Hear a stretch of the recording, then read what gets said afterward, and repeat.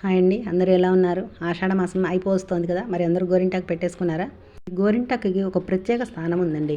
అలాగే తలకు పెట్టుకోవాలన్నా period delay అయినా కూడా గోరింటాకు తలకు పెట్టుకున్నామంటే త్వరగా పీరియడ్ వచ్చేస్తుంది. చక్కగా గోరింటాకుని కొమ్మలు తుంచేసుకుని వచ్చి దూసేసి ఒక పేపర్లో అన్న ఏదైనా గిన్నెలో అన్న పెట్టి మూత పెట్టి పెట్టుకోవాలి. ఇంకా సాయంకాలం మిక్సీకి వేసుకొని మనం పెట్టుకోవచ్చు. రుబ్బుకుంటే ఇంకా మంచిది, కానీ ఇప్పుడు రుబ్బే పరిస్థితుల్లో ఉండవు కాబట్టి చక్కగా మిక్సీకి వేసుకొని ఒక నిమ్మకాయని, ఒక మీడియం సైజ్ నిమ్మకాయతో పండు ఎలా ఉలుస్తామో అలాగా తొక్క తీసేసి కట్ చేసి గింజలు తీసేసి గోరింటాకులో వేసుకోవాలి.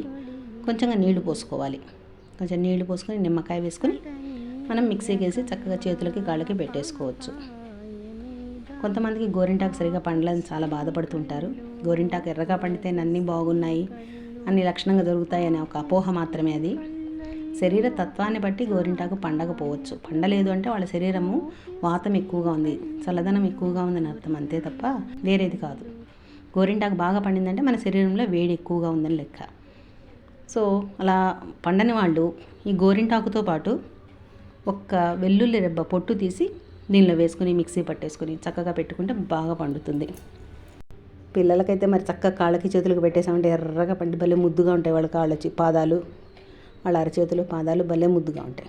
పాతకాలం అయితే ఇలా రుబ్బిన గోరింటాకుని బాదమాకులో వేసి మూత పెట్టేవాళ్ళు.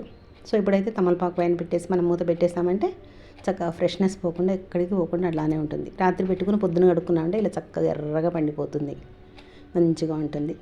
ఇంకా పెళ్ళిళ్ళకు పేరెంటాలకైతే కోన్ తప్పనిసరి కాబట్టి అక్కడ ఏం చేయలేము. కానీ ఆషాఢ మాసం, శ్రావణ మాసం, భాద్రపద మాసం ఈ మాసాల్లో మనకి ఈ వర్షం నీళ్ళ నుంచి ప్రొటెక్ట్ చేసుకోవడానికి గోరింటాకు రుబ్బి కాలుగోళ్ళకి చేతిగోళ్ళకి పెట్టుకుంటే వర్షపు నీళ్ళకి పుండ్లు అవి కాకుండా బాగుంటుంది. వీడియో నచ్చితే లైక్ చేయండి, షేర్ చేయండి, సబ్స్క్రైబ్ చేయండి. Thank you.